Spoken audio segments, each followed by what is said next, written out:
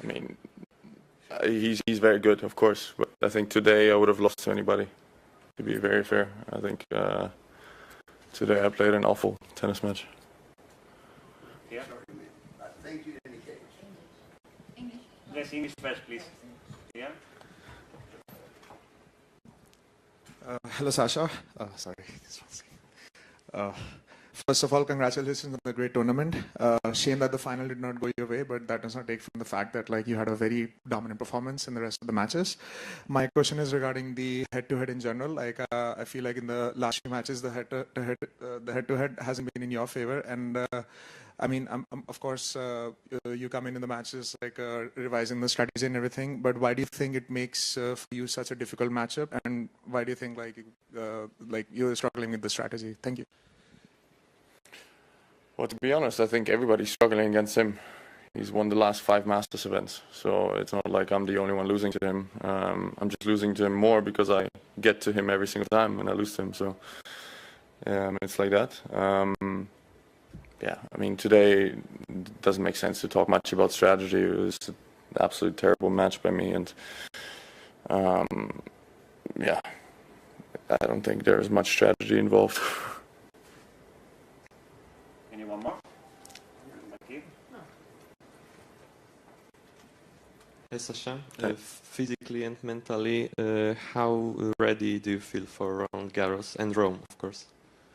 Right now I'm exhausted, to be honest. Yeah, I think 2-week events are difficult. Mentally, you have to stay focused for longer. I think here also, I mean, I like to play 9 matches, but I feel jet-lagged a little bit because during the last week, I think I didn't go to bed before 4 a.m. one time, so it's difficult. And then I also feel like if that happens, and I understand that 9 matches are more popular with the crowd and stuff like that, but then the final should be also a night match, I think, because then I feel like it's more fair towards both players, because when it's a day match and you've played night all week, it's so difficult, especially, you know, of course against Jannik it's difficult always, no matter where it is, no matter how you're playing, but with the backstory, it was just impossible today. Hi, Sasha. Yeah. You played against, yeah, you said it before, you played against him every, the 4 semi-finals plus the final. I don't know, how do you see his improvement? Because, he should be more tired, and, he's played, 27 games in 55 days, something like that, and he's improving. Okay, today it wasn't your best day, but how do you see it? But I think, I mean, look, I don't think it's a surprise he's world number 1. I think it's not improving, I think it's very stable. He doesn't have dips, he doesn't have phases where he goes down. I think that's why he's world number 1, and to me that's more, sorry, more spectacular. I think it's the keeping the level the whole time. Hi, Alexander. Sorry for the loss today. Do you think there is a big gap between Sinner and Alcaraz and the rest of the ranking? Well, I think there's a big gap between Sinner and everybody else right now. It's quite simple. I think there's a big gap between Sinner and everybody else, and I think there's a big gap between Alcaraz, myself, maybe Novak, and everybody else. I think there's 2 gaps right now, but it's difficult to say that there's not a gap between Sinner and everybody else if he hasn't lost a match in, in how many Masters events since Shanghai. He hasn't lost a match in almost 9 months. I think you have to admit that there's a gap between him and everybody else. Yeah. Last one in English. I was looking back to your head-to-head, and the first time you played, 5 years ago, 6, but you beat him in Roland Garros. No, so I lost him. You lost the first match in Roland Garros. Yes. Oh, I'm sorry, man. Then you beat him the next 4 times, blah, blah, okay. Yeah, but he was also 20. Very young, okay. Yeah. Well, never lose the hope. And yeah, thank you, man. You know how to beat I'm going to call you before my next match against him. I'll try to see you by TV, man. change to German. Yeah, of course. Yeah. Sinner dominates the Mutua Madrid Open and takes home an impressive financial reward. The Mutua Madrid Open 2026 already has its men's champion. Jannik Sinner delivered a commanding performance against Alexander ZVEREV, winning 6-1, 6-2 in a one-sided final held at the Manolo Santana Stadium. With this victory, the Italian secured his first title in Madrid, lifting the trophy at the iconic Caja Mágica and further cementing his dominance as the world number one.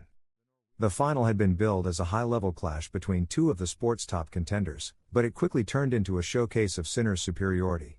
From the opening games, he imposed his rhythm, racing to an early 5-0 lead and leaving ZVEREV with little room to respond. How much money does Sinner earn for winning the Mutua Madrid Open 2026?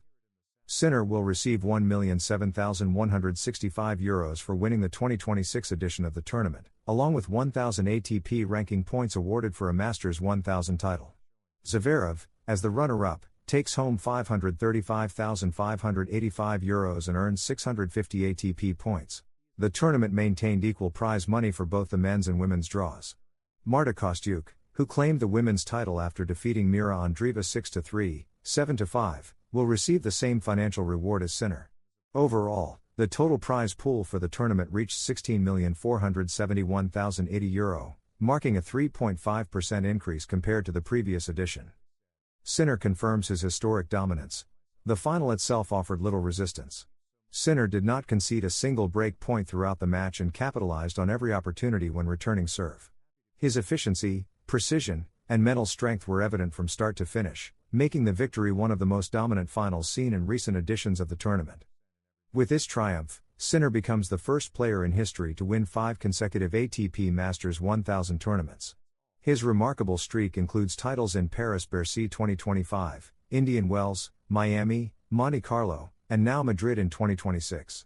Furthermore, he has now collected 8 out of the 9 Masters 1000 titles on the calendar, with Rome remaining the only one missing from his collection. The Madrid tournament, held from April 22 to May 3 on clay courts, once again concluded the Spanish leg of the tour with significant global attention.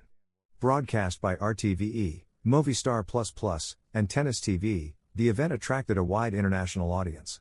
Despite expectations of a closely contested final, it ultimately highlighted Sinner's overwhelming form and his growing legacy as one of the dominant figures in modern tennis. Jannik Sinner claimed a dominant victory at the Mutua Madrid Open 2026, defeating Alexander ZVEREV 6-1, 6-2 in a one-sided final. The Italian star showed complete control from the beginning, not conceding a single break point and overwhelming his opponent with consistency and precision. With this win, Sinner secured €1,007,165 and 1,000 ATP ranking points, further strengthening his position as world number one. ZVEREV, as runner-up, earned €535,585 and 650 points. The victory also marks a historic milestone, as Sinner becomes the first player ever to win 5 consecutive ATP Masters 1000 tournaments, confirming his exceptional form and dominance on the tour. In the women's draw, Marta Kostyuk captured the title by defeating Mira Andreeva, receiving the same prize money as the men's champion, reflecting the tournament's commitment to equal pay. The tournament, held in Madrid on clay courts, once again delivered global attention and high-level competition, although the final ultimately showcased Sinner's superiority in striking fashion.